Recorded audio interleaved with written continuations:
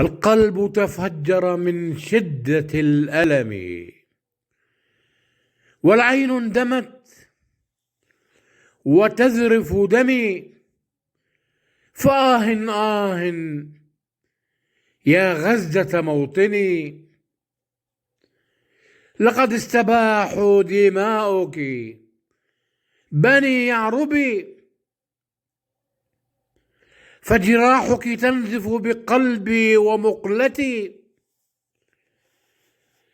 فرحماك ربي بأطفال بعمر الورد، احترقت أشلاءهم بدون ذنب، على أيدي عدو همجي بربري. اللهم نصرك القريب المؤزر،